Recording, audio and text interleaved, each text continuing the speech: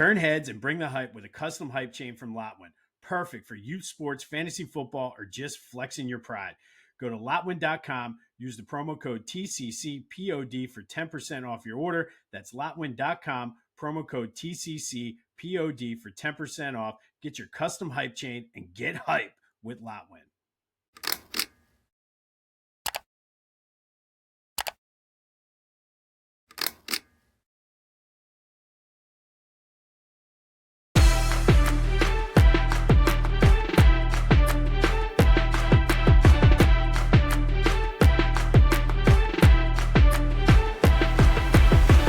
What's up, everyone? Welcome to this day in Philly sports history for September 9th, 2025. I'm your host, Jim Montgomery.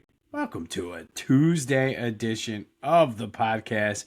It is Tuesday, so it is time for a little motivation / positivity. But first, speaking of positivity, got to give a shout out to our sponsor there, Lotwin. Got a 3D custom hype chain for my son's 10th birthday. Came in the mail yesterday. First of all, the whole thing process, start to finish, was great. Worked with him on a couple ideas and got exactly what we're looking for. But if you're used to the hype chains that they sell at like Citizens Bank Park or the Link or Rally House or wherever, and you're used to like the thick foam, this is not what you're going to get here. These things are solid. It's like a good, heavy 3D. I guess he 3D prints them on a nice plastic. The chains are nice. I highly recommend, if you were on the fence about it before, you got to get these hype chains, and he'll work with you on any design you want.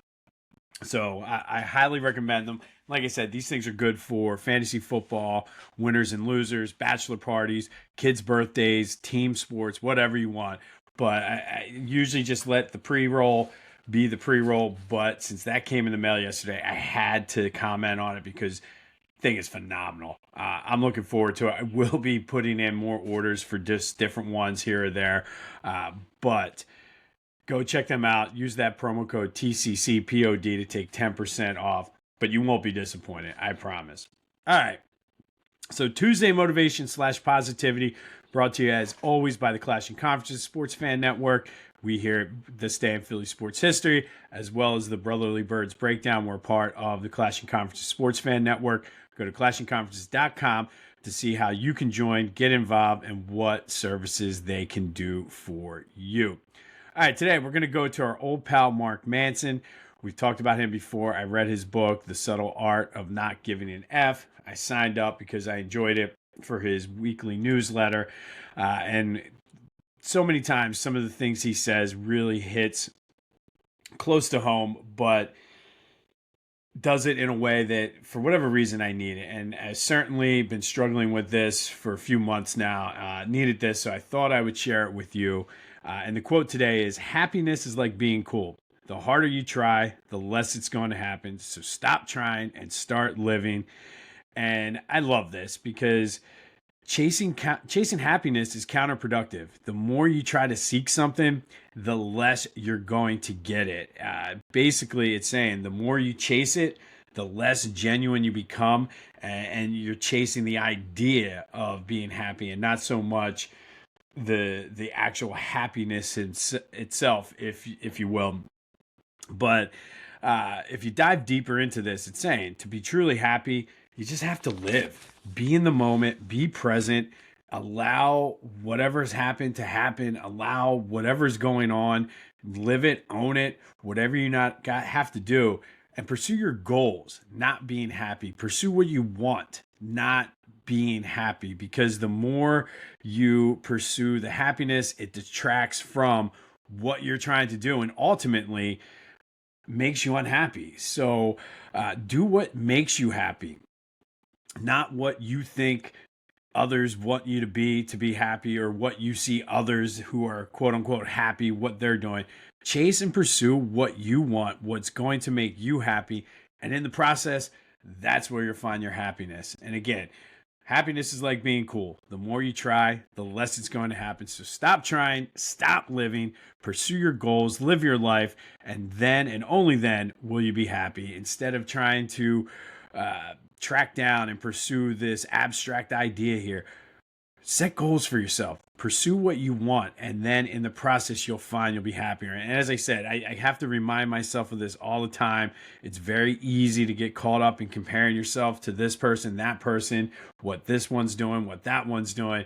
But truly all that matters is what you want, and in the process of pursuing those goals, those dreams, that is what ultimately is going to make you happy. So that is today's Tuesday motivation slash positivity, brought to you by the Clashing Conferences Sports Fan Network. Go to clashingconferences.com to see what they have to offer, how you can get involved, and come join us. It's a lot of fun. Met some great people since being a member of it.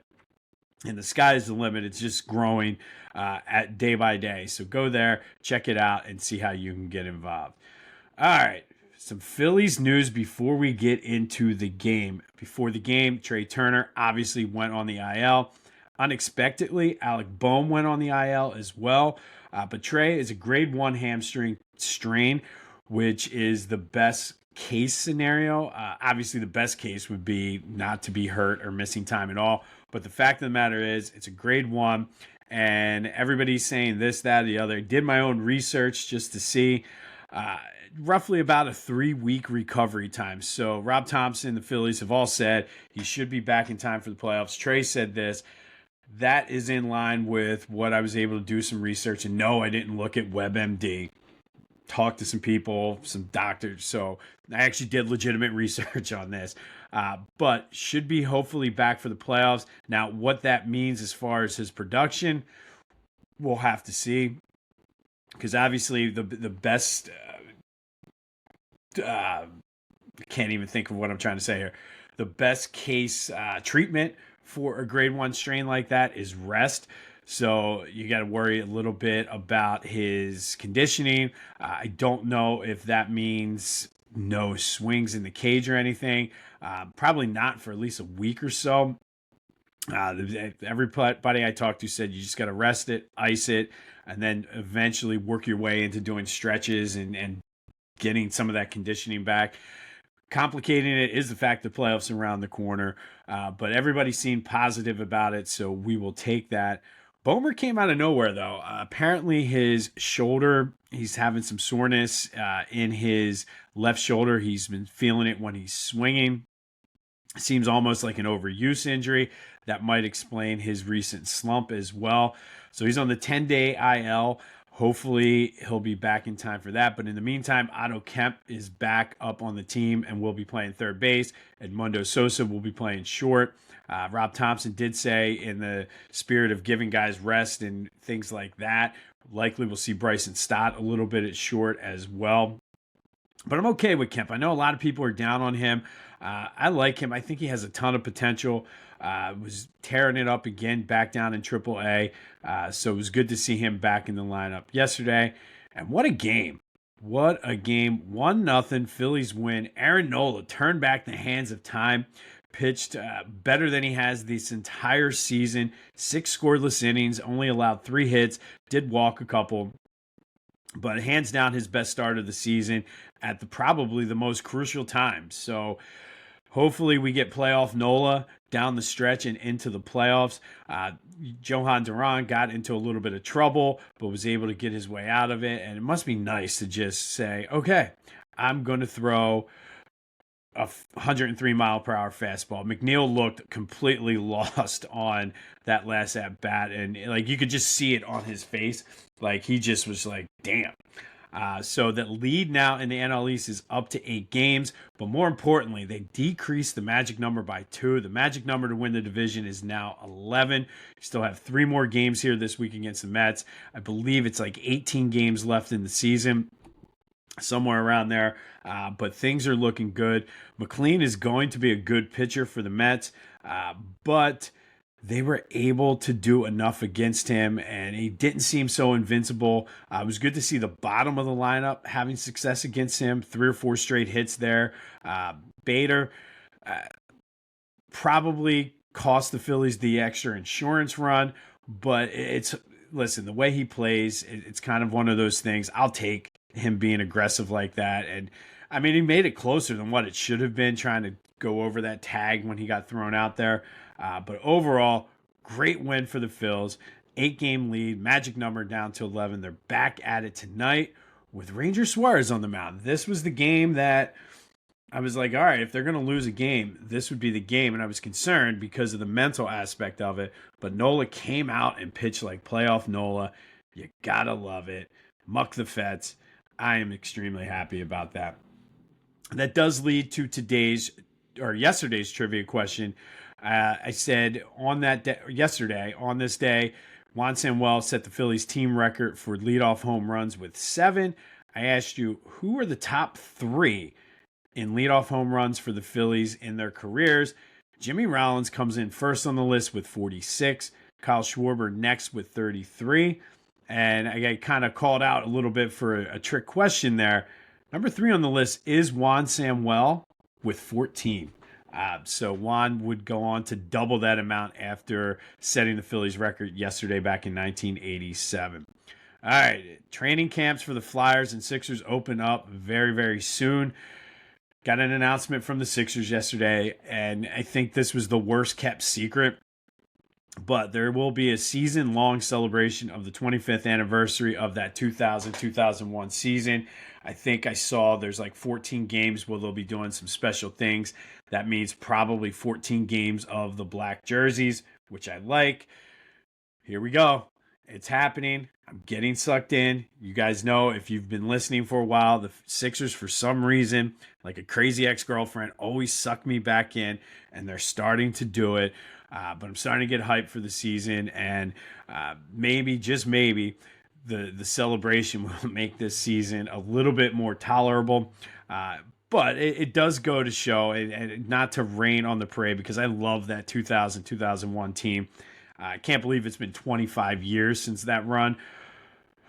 But here we are, celebrating not winning a championship. 25 years of almost winning the championship.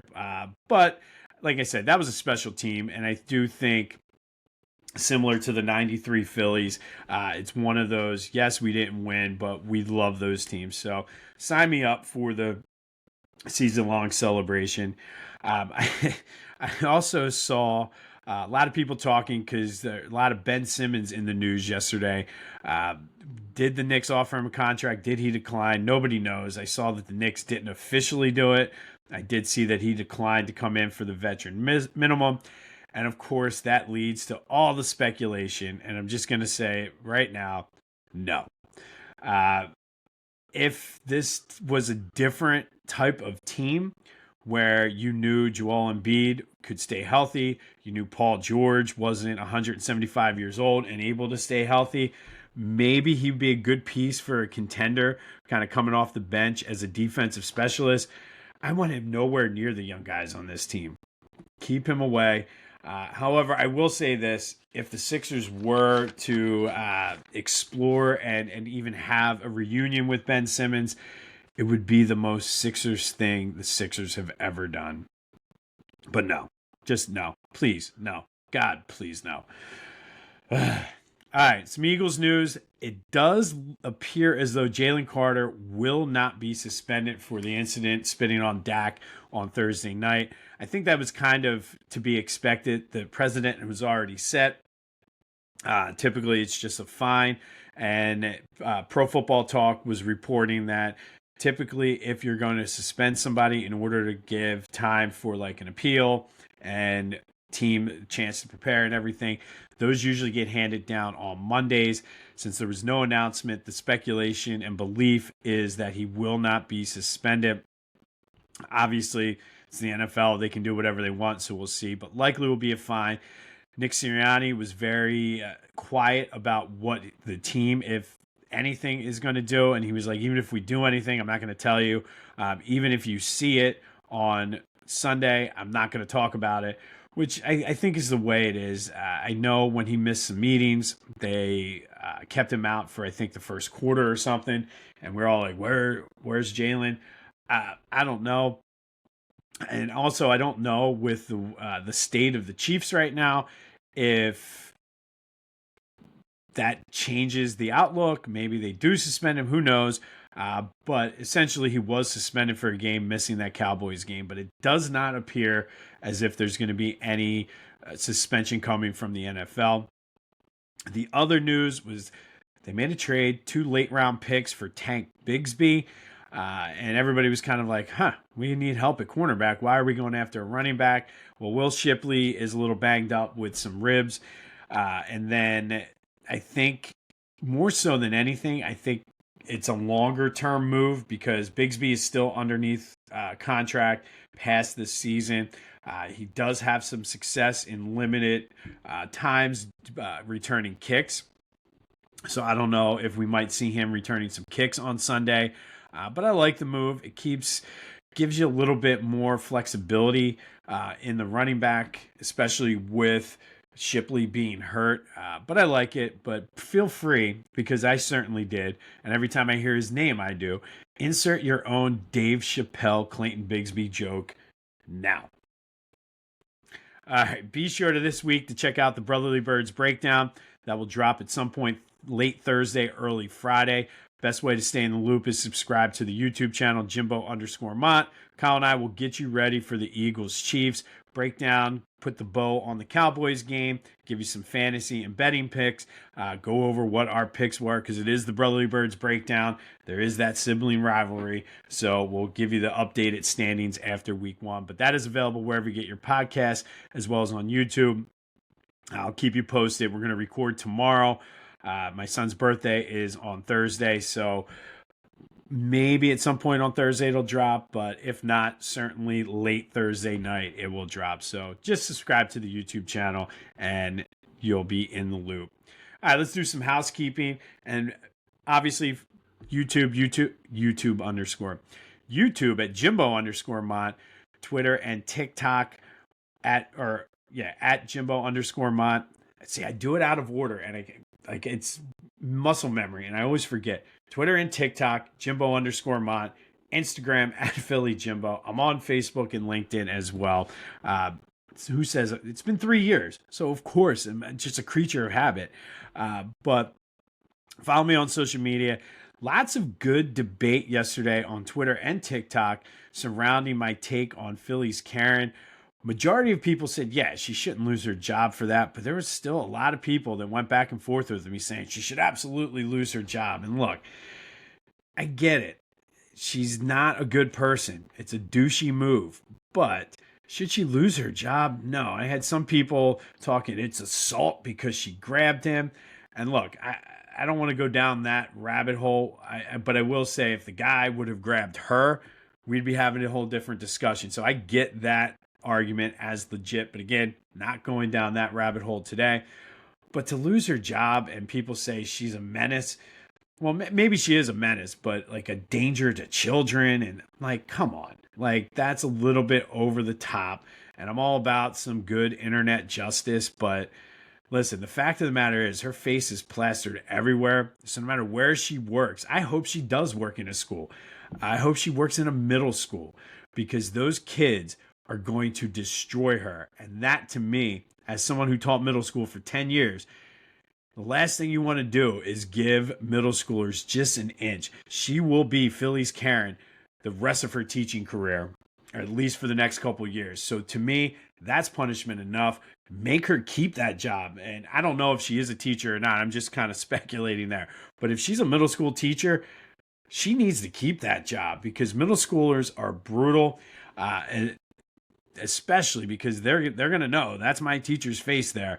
So that to me is worth the punishment. But thank you. Lots of good interactions all day yesterday. So if you are following me on any of these socials, comment. Let's have a discussion. Join the Discord channel. It's the first link in the description. I keep saying I'm going to do it, but I haven't done it yet. I need to get the link and start sharing it on my socials as well. But there you go. Philly's Karen. Hopefully she works in a middle school. Want to show off your Philly pride without saying a word? Philly Goat has you covered. From tees, hoodies, shoes, and hats, their gear screams Philly louder than an Eagles fan at the vet. Whether you're tailgating in South Philly or trying to flex down the Jersey Shore, do it in style. Hit up phillygoat.com, use the promo code Jim Montgomery, and get 10% off your order. Philly Goat, because being Philly ain't a choice, it's a way of life. Go Birds!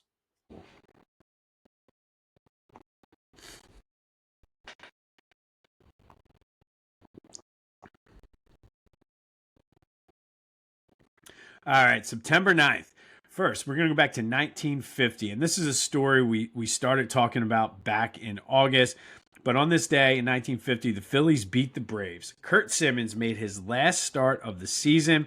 Remember, he was called into active duty for the Korean War, but his base was not called into action yet. So he'd been pitching every fifth day on day passes from his base. However, after this game, they were supposed to report to training out in Indiana, and he became the first active player to actually be in combat action in the Korean War. Certainly a big loss for the Phillies down the stretch during that pennant run, as well as the World Series. But Phils beat the Braves today in 1950. Curt Simmons made his final start of the season. Certainly could have used him in the World Series that year, but sometimes duty calls. So kudos and shout out to Curt Simmons for becoming the first active player in Major League Baseball to see action in the Korean War. Fast forward to 1997, Phillies beat the Mets 1-0 at Shea Stadium. Later that night, however, Hall of Famer and beloved Phillies broadcaster Richie Ashburn passed away of an apparent heart attack in his hotel room. One of the all-time greats in Major League Baseball history, but certainly a fan favorite. And it was sort of fitting if you kind of read if you believe in signs and numbers and things like that. Richie played for both the Phillies at the beginning of his career, the Mets at the end of his career, and he also wore number 1. It was a 1-0 game against the Mets, much like last night. So the Phillies paid their homage to Richie Ashburn last night. But rest in peace, Whitey. We miss you. I remember this one hit me pretty hard as well. I talk about this all the time, but Harry Callis and Richie Ashburn were the soundtrack of my summer. You throw in a little Chris Wheeler, some Andy Musser, and it just takes me right back to being a kid in the summertime. And then finally, in 2001, the Eagles lose to the Rams 20-17 in overtime to open the season. The Eagles played well against the presumptive Super Bowl favorite, greatest show on turf, but got down 17-3, came back, and had a chance to win the game in regulation when the Rams, as soon as the Eagles tied it, the Rams fumbled the kickoff, but instead of falling on the ball like you're taught, Quentin Caver tried to be the hero, pick it up, and run it back in.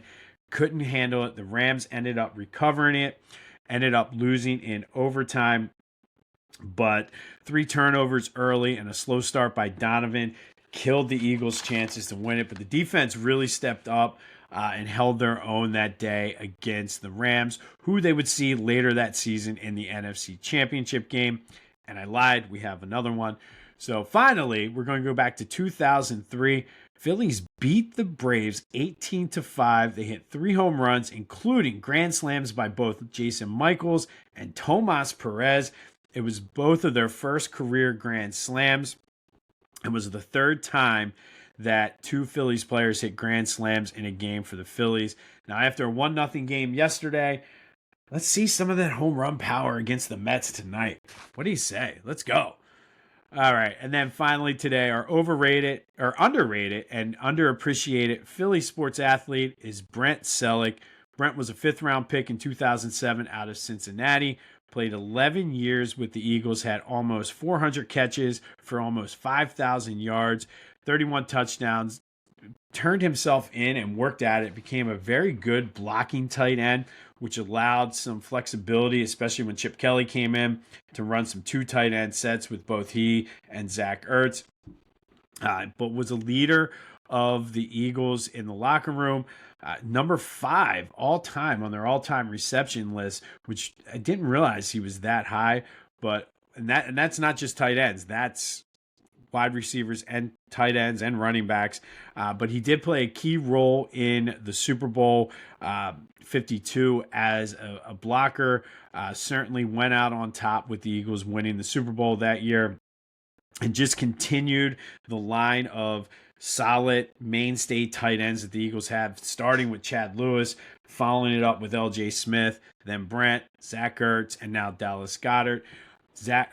Brent currently works as a personnel consultant. He's a fan favorite, but certainly an underrated and underappreciated contributor to those Eagles teams during that time. But Brent Selleck, today's underrated and underappreciated Philly athlete. That does turn to today's trivia question. Brent Selleck is number 5 on the Eagles' all-time reception list. Who are the 4 players ahead of him? Hit me up on social media, the Back to the Future voice and text line, 267-495-8531.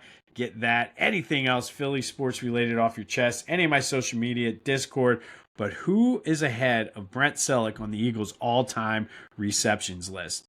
On this day in 2003, Jason Michaels and Tomas Perez both hit grand slams as the Phillies beat the Braves 18-5. 2001, the Eagles lose to the greatest show on turf, 20-17. That actually happened to be, and I should have mentioned this, I usually do, it was our first home game regular season as Eagles season ticket holders. I remember this game well. We thought we were all going to leave at halftime. We stuck it out, saw the comeback. We're very disappointed because if my memory serves well, and it's been, 25 years now, that fumble was in the end zone closest to where our seats were, or near the end zone, and we thought, here we go, we're going to walk it off and win the game. Unfortunately, it wasn't meant to be, and then unfortunately it would be a while before we would be back to an Eagles game due to the horrific 9/11 events. I'll touch base more on that later this week. 1997, Phillies beat the Mets 1-0 at Shea Stadium. However, after the game, legendary Phillies player and broadcaster Richie Ashburn passed away in his hotel room. And then in 1950, Phillies beat the Braves 7-5. Kurt Simmons with his last start before going into active duty before the Korean War. All right, we'll have more on the Eagles and the Jalen Carter situation as we start gearing up for Eagles-Chiefs, the Super Bowl rematch on Sunday. Phil's Mets game 2 tonight. Let's chop that magic number into single digits. I'm all for it. Yesterday's question of the day was how many games do the Phillies need to win? 67% of you said 3. So thank you to everybody. Today's question of the day, how are we feeling about Edmundo Sosa and Otto Kemp? Can the Phillies sustain with those guys? I think they can. I mean, Sosa has proven that when he called upon, the Phillies did great last year with Sosa being the everyday shortstop. So I'm confident, but let me know your thoughts on can the Phillies survive with Otto Kemp and Edmundo Sosa playing shortstop and third for the foreseeable future. All right, remember, happiness is like being cool. The more you try, the less it's going to happen. Stop trying and start living. Pursue what makes you happy, and in the process, you will achieve happiness. This has been This Day in Philly Sports History for September 9th, 2025. My name's Jim Montgomery. Go have yourselves a Tuesday, and until next time, I'll see you when I see you.